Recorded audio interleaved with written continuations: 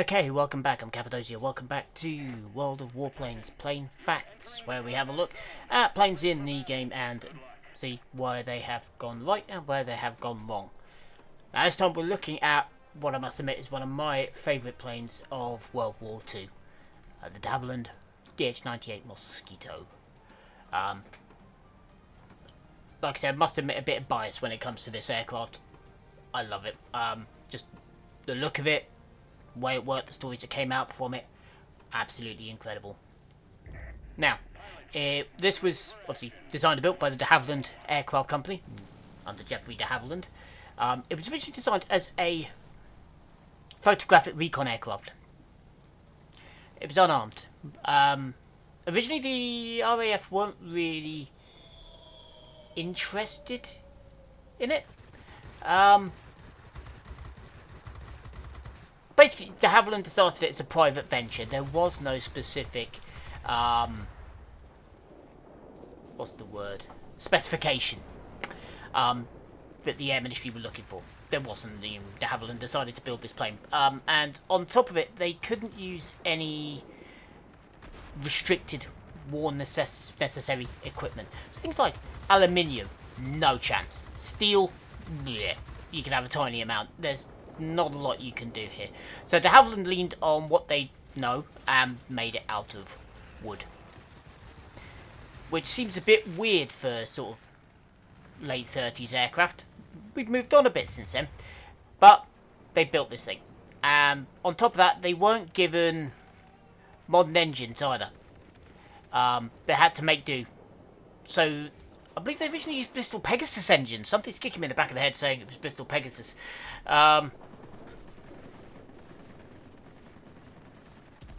Was it Pegasus or was it Hercules? I'm pretty sure it was Pegasus. Anyway, not really relevant. And so they built this thing with Bristol engines. And it didn't really work. According to reports, the test pilot said at the time that it wanted to fly. It wanted to go, but it couldn't. It was struggling. And then I remember reading a story, I cannot remember where I found this one, but they turned up and they looked at it. The engineers turned up for the morning's work and they found the plane sat in a hangar with no engines on it. And so the engineers were looking around and Geoffrey de Havilland turned up on a truck. And on this flatbed were two Rolls-Royce Merlin engines. And one of the engineer looked at him and said, where the hell did you get these from then? And Geoffrey de Havilland just looked at him and said, don't ask stupid questions, get them on the plane before anybody asks anymore. And that was when the Mosquito flew. And she went. That was it, gone. They put it again to the RAF. Because originally neither fighter, bomber, nor coastal command were particularly interested in this wooden plane. So they sent down their own test pilots to have a look at it. And legend has it that the test pilot hopped out the plane. The air marshal who was there looking at it said, so what did you think? And the pilot simply responded with, well, I don't know whether fighter command or bomber command want one, but I certainly do. So, yeah. They originally used it as a photo recon aircraft, and it did that job exceptionally well. It would fly over, photograph, get back. Being light, obviously made of wood, lighter than most metals, it was zipping around all over the sky. You have to remember that the Merlin engine was powering just about everything in the British Air Force at this point, so the Lancaster was using 4 of them, the Spitfire, the later version of the Hurricane, were using 1 of them, and then this thing had 2, and it was light. It just went. Then it was upgraded. It had always been designed, de Havilland always had it in mind as a kind of a bomber aircraft. So they went and put bomb racks in the belly and made it into an unarmed light bomber. And again, it did the job really, really well. It couldn't carry a huge amount. I believe it was somewhere in the region of 500. Maybe, somewhere around there. Maybe 500 pounds of bombs, which, not a huge amount, but not bad. You know, it could zip in, zip out. Didn't need a defensive gunner because nothing could catch the goddamn thing.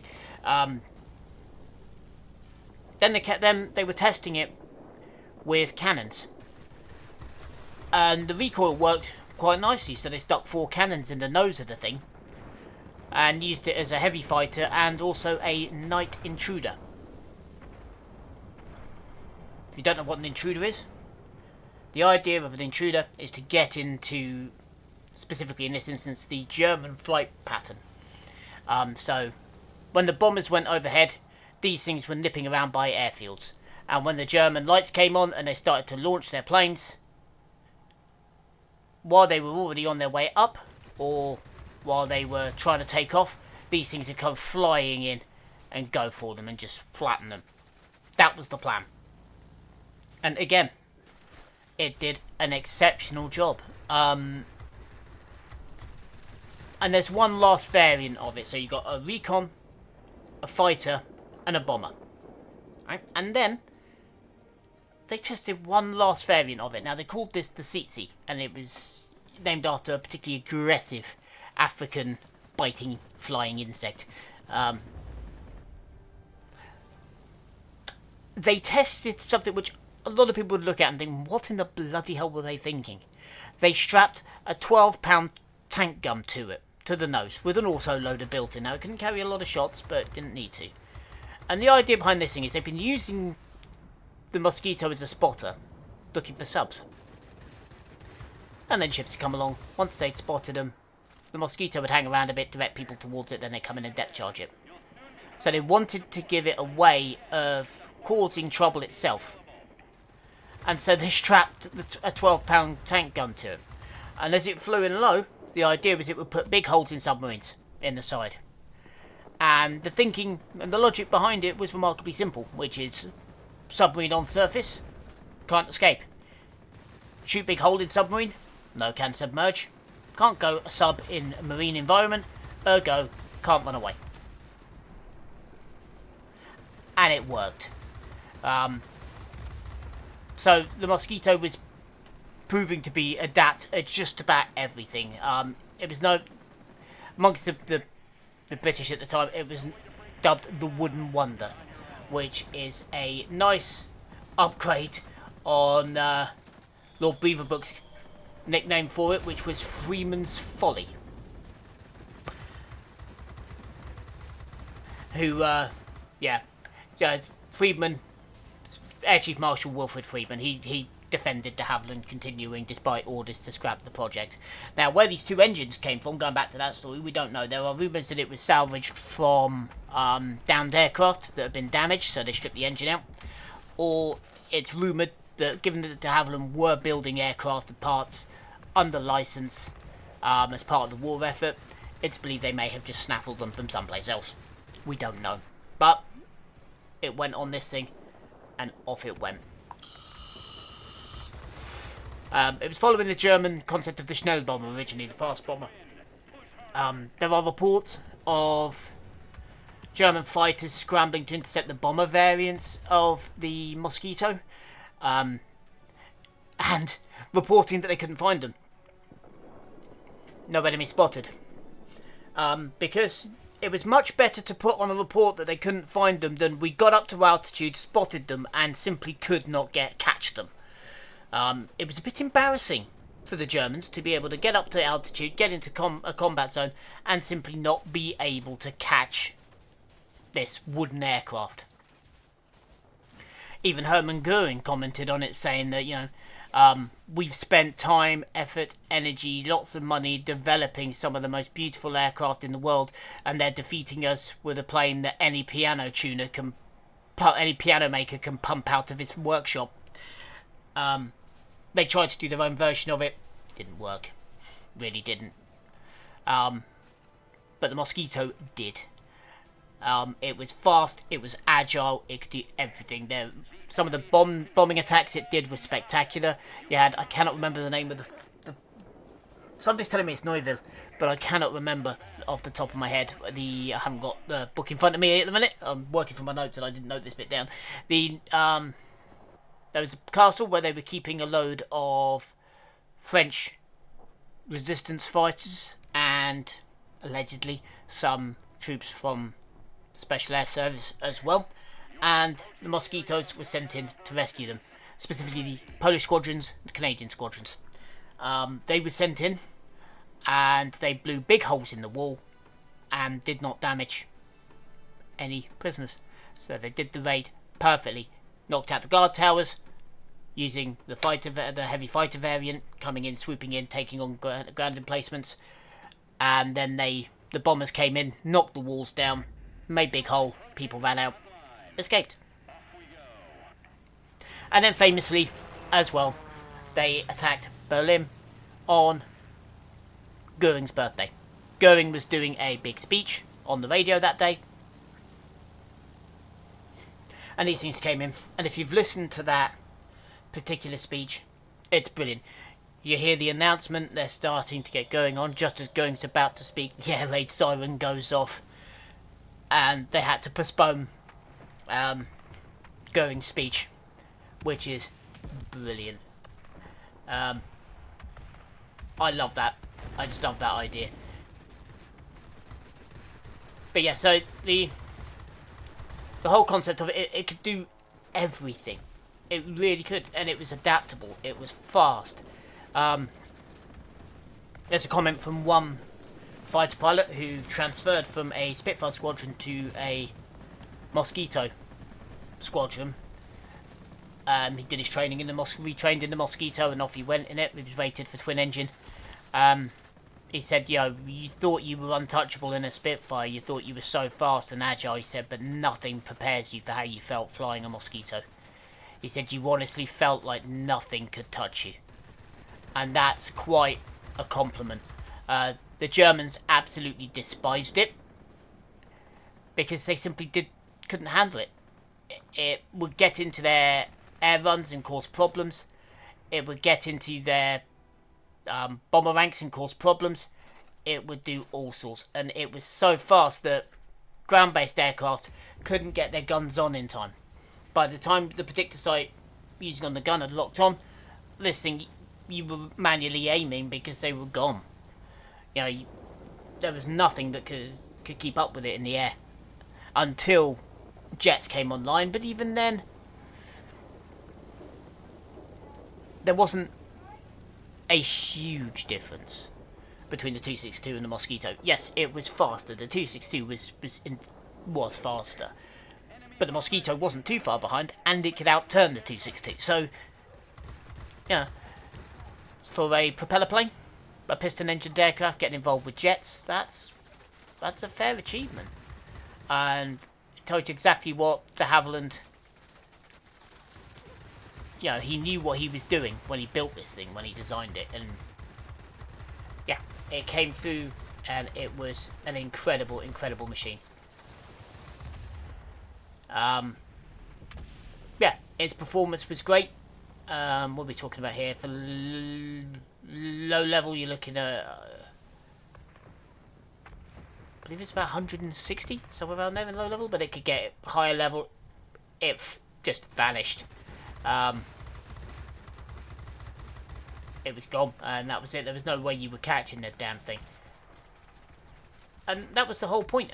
There's also photos of it when it bombed Gestapo headquarters in Copenhagen, I believe it was, where they're literally like Mosquitoes dropped, bomb hit one target and then peeled out, and they're literally flying down the goddamn road, and banking in between buildings. It was an absolutely incredible machine. But that was what we wanted, and it was what we got. There's all sorts of other stories I won't go into, but this thing was very, very, very useful. It just was so fast, so agile, and cheap to build, because obviously it was made of wood. It was also used as a torpedo bomber, oddly enough. Strap a torpedo into it, it could do that as well. So, the Germans The Germans had a term for it, which was the Mosquito, I believe is the pronunciation. Forgive my German. I do not speak German under any shape or form. But the rough translation is Mosquito Terror. They were afraid of it, which says a lot. You know, they really did not like it. So the different marks, obviously, for different variants of it, but it's generally could do, like I said, just about everything. And what more can you ask for one plane?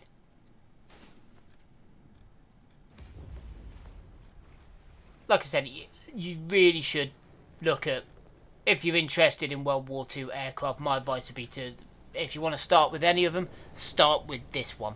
It will wet your whistle quite well.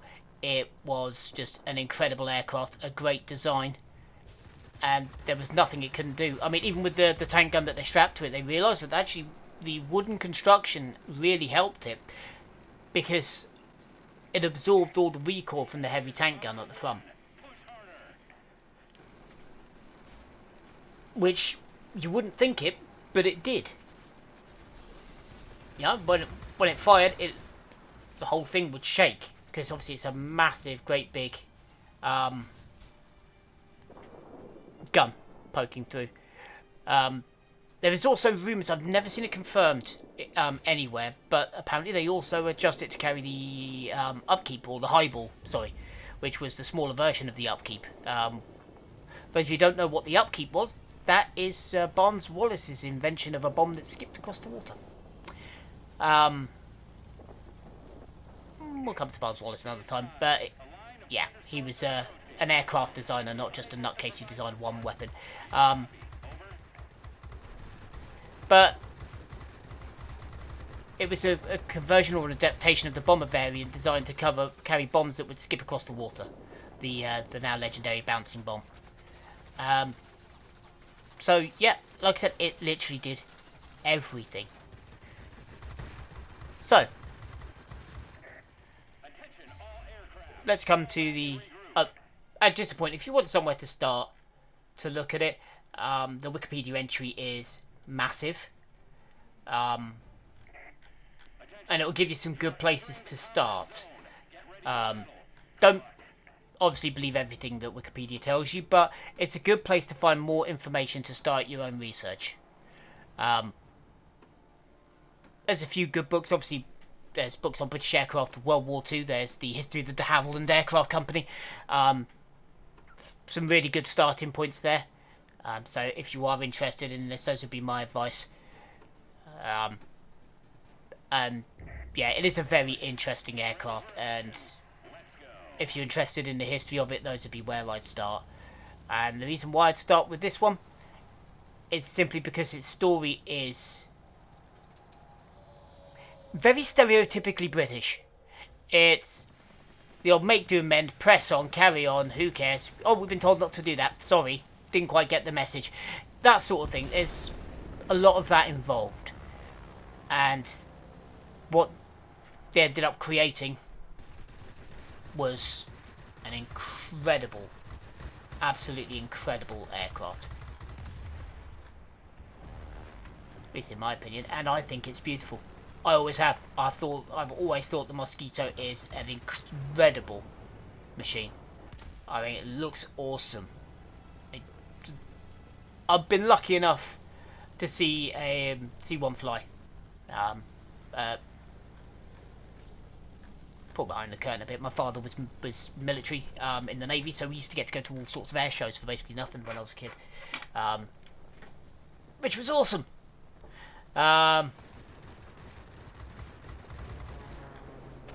Yeah, so I got to see one fly when I was younger, and I fell in love with it for the moment. And yeah, just watching it and the noise it makes, but it's a lovely piece of kit. Now, I couldn't tell you whether it was a replica or whether it was a authentic one. I'll be honest, I don't know. I can't remember that from the back. But it still looked awesome. So, let's cut from the real history, which I've been, yakking on about for 20 minutes, and I could probably yak on for about another hour on this plane. But I won't. Again, if you're interested in me doing a deep dive into it, more than happy. But just let me know. Leave a comment, let me know. But let's take this into the game. So, we only have one variant of the Mosquito, which is the Heavy Fighter. Now, I will say I don't really like the way it's been done in the game. Simple reason, it's not fast enough. When you put your hammer down on it, it does not go quick enough. I have had fighter aircraft which in reality could not scratch this thing, sit on my tail and stay with me. In reality, these are German World War II era aircraft in the game. They should not be anywhere near me. And it doesn't turn quite as well as the real one did. It doesn't have that aircraft's agility either. I get why they've done that, obviously a little bit of balancing. It is on the main tech tree, so I suppose they wanted to leave for premium aircraft to be a bit better. But realistically, in the game, with the enemies that you're up against for the level it's at, there shouldn't be too much that could really match this thing in the air, whether it be in a turn, whether it be in straight line speed. Like I said, there are multiple reports of German aircraft reporting that they never made contact rather than admit that this thing had simply flown away from them, which should give you everything you need to know.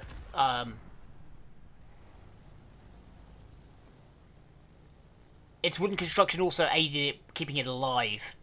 So again, I think it is a little bit flimsy in the game. Which again, I can kind of understand, because you'd automatically think, with it being wood, it's not going to be particularly tough. But it was. It could take quite a kicking and keep going. So again, I don't think they've got that right. And then with it, we're back onto my bugbear, which is that its only variant that they have in it is the Heavy Fighter variant, when it was a bomber, a multi-role aircraft, realistically, and a torpedo bomber, and an anti-submarine aircraft that could also be used in a ground attack role with that big-ass cannon on it. So why are there not more variants? Again, with the tech tree, the British aircraft in the game, they seem to have decided that bombers and ground attacks don't exist, when they did. And so this would, for me, have been the perfect variant, whether it be the Tsetse variant as the ground attack, using that 10-pound tank gun, the bomber variant with its bomb bay. It didn't have any defensive gunners on it. It was only a light bomber, so I suppose you could use that variant as the ground attack, because it did have machine guns in the front, so it could have used that. So there were variants out there that they could have used of this thing in different roles, and it's weird to me that they didn't. Obviously the Intruder variant as well, as a fighter, you could have used that because it didn't use bombs or rockets, it just had guns. So why would you not have a whole suite of different variants, a whole range of different variants of the Mosquito? Because that's what it could do, and that is what it did. So I think they've severely limited themselves by only allowing one variant. I know obviously there is the international variant as well. It did see service in China, so I can kind of understand that. But it also saw service in the US. The US ordered a couple of airframes as well. So it could literally have been anywhere. So I don't see why they stuck it as a heavy. I know its main thing was as a heavy fighter. I am fully aware. That's the role that made it famous, but it wasn't its only role. Like I said, it was designed as a recon aircraft. Recon bomber was the technical definition. So it was designed to fly over and take photos. And it was designed to be unarmed originally, just relying on pure speed. Which doesn't come over very well in World of Warplanes, I'm sad to say. It really doesn't. this thing that no fighter could catch when it got its toe down.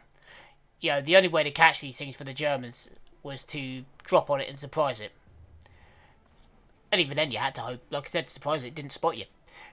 This thing, there was no way. There's no way that aircraft were catching it. So, yeah, it doesn't come over very well. It's far too flimsy. It doesn't do enough damage with the cannon it's got. So, I personally think in this particular instance, while the warplanes have done this particular plane, the Haviland Mosquito, a bit of an injustice. It was not a glass cannon machine. It was fairly tough. Yes, alright. It was. If it had been fully armoured, it wouldn't have flown quite so. It wouldn't have flown as well. But it would have been a bit more sturdy. But that's neither here nor there. It was sturdy enough. It did one hell of a job. And yeah, like I said, once it got its toe down, you were not catching it. And so to have its speed sort of mid-range, mid-tier, like I said, I get it. They wanted, you know, to make sure that the premium aircraft feel a bit more special.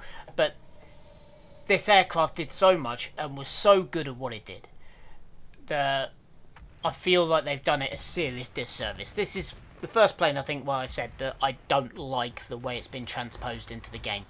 Just because of how good the Mosquito really, really was. And that's a real shame. Like I said, I have to acknowledge a bit of bias here. Because, like I said, I love this plane.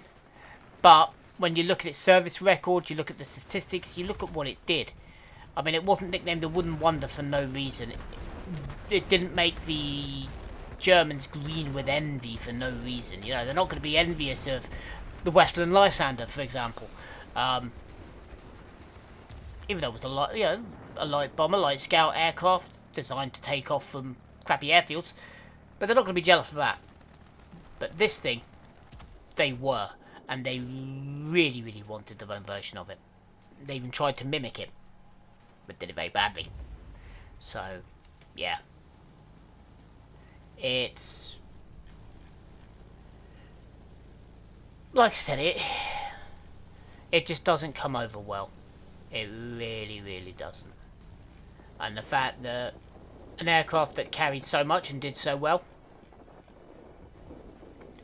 just not being, you know, looked after, not being well represented.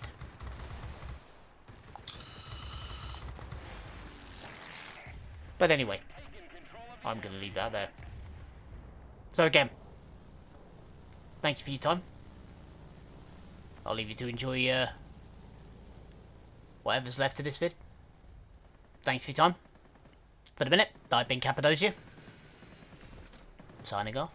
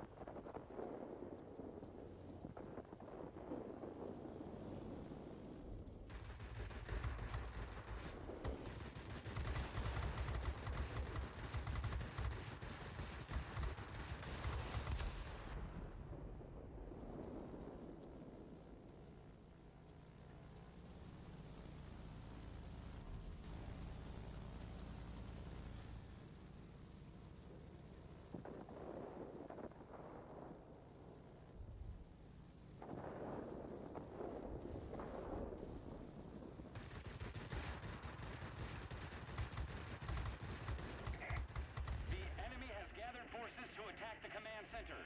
Be cautious.